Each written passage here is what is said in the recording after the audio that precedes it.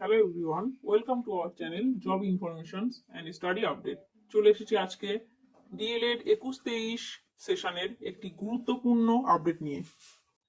বিস্তারিত জানতে ভিডিওটি স্কিপ না করে শেষ অবধি দেখতে থাকুন, এবং যারা আমার চ্যানেলে নতুন তারা আমার চ্যানেলটিকে অবশ্যই সাবস্ক্রাইব করুন এবং পাশে থাকা বেল আইকনটি অবশ্যই প্রেস করুন নতুন ভিডিও নোটিফিকেশন সবার আগে পাওয়ার জন্য। তো চলুন দেখা যাক আজকের ভিডিও। ডিএলএড 21-23 সেশনের লিখিত পরীক্ষা প্রায় 1 মাস হয়ে গেল, কিন্তু এখনো অবধি এক্সটার্নালের কোনো রকম নোটিশ আসেনি, যা নিয়ে রীতিমতো অস্বস্তিতে দিন কাটাচ্ছিলেন ছাত্রছাত্রীরা।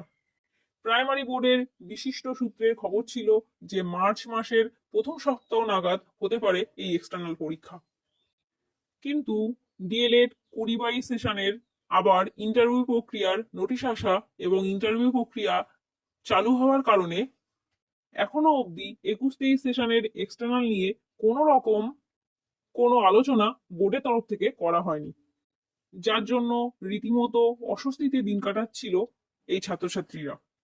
এছাড়া টেট 2022 প্রশিক্ষণপ্রাপ্ত প্রার্থীদের বারংবার আন্দোলন একরকম দুশ্চিন্তার মধ্যে ফেলে দিয়েছিল ডিএলএড 21-23 শিক্ষাবর্ষের টেস্ট পাস ছাত্রছাত্রীদের।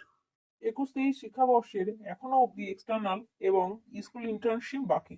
এ মত অবস্থায় যদি টেট 2022-এর নিয়োগের নোটিশ আসে, তাহলে ট্রেনিং কোর্স কমপ্লিট না হওয়ার কারণে ডিএলএড 21-23 শিক্ষাবর্ষের ছাত্রছাত্রীরা ইন্টারভিউ প্রক্রিয়া থেকে বঞ্চিত হতে পারতেন।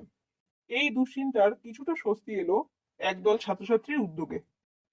ডিএলএড 21-23 শিক্ষাবর্ষের টেট পাস ছাত্রছাত্রীরা যাতে কোনোভাবেই আসন্ন নিয়োগ প্রক্রিয়া থেকে বঞ্চিত না হয়, তার জন্য ডিএলএড 21-23 শিক্ষাবর্ষের একদল ছাত্রছাত্রী মাননীয় হাইকোর্টের শরণাপন্ন হন, এবং তাদের এই উদ্যোগ ডিএলএড 21-23 শিক্ষাবর্ষের টেট পাস ছাত্রছাত্রীদের কিছুটা স্বস্তি এনে দিল।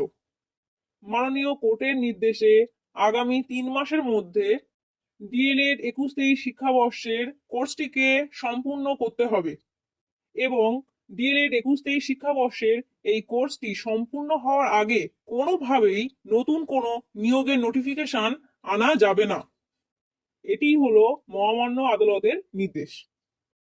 সুতরাং ডিএলএড 21-23 শিক্ষাবর্ষের ছাত্রছাত্রীদের আর কোনো দুশ্চিন্তার জায়গা থাকলো না, তারা কোনোভাবেই আসন্ন নিয়োগ প্রক্রিয়া থেকে কোনোভাবেই বাদ যাবে না। তবে মহামান্য আদালতের এই নির্দেশ কিছুটা অস্বস্তি বাড়ালো প্রশিক্ষিত টেট পাস 2022 প্রার্থীদের। তাদেরকে নতুন নোটিফিকেশন পাওয়ার জন্য এখনো 3 মাস অপেক্ষা করতে হবে। অর্থাৎ হিসাব করলে বোঝা যায় যে প্রাইমারি বোর্ডের তরফ থেকে নতুন নিয়োগের নোটিফিকেশন ভোটের আগে কোনোভাবেই আসছে না। ভিডিওটি ভালো লাগলে লাইক করুন এবং বন্ধুদের সঙ্গে শেয়ার করুন, এবং আমার চ্যানেল নতুন হলে চ্যানেলটিকে অবশ্যই সাবস্ক্রাইব করুন। ধন্যবাদ।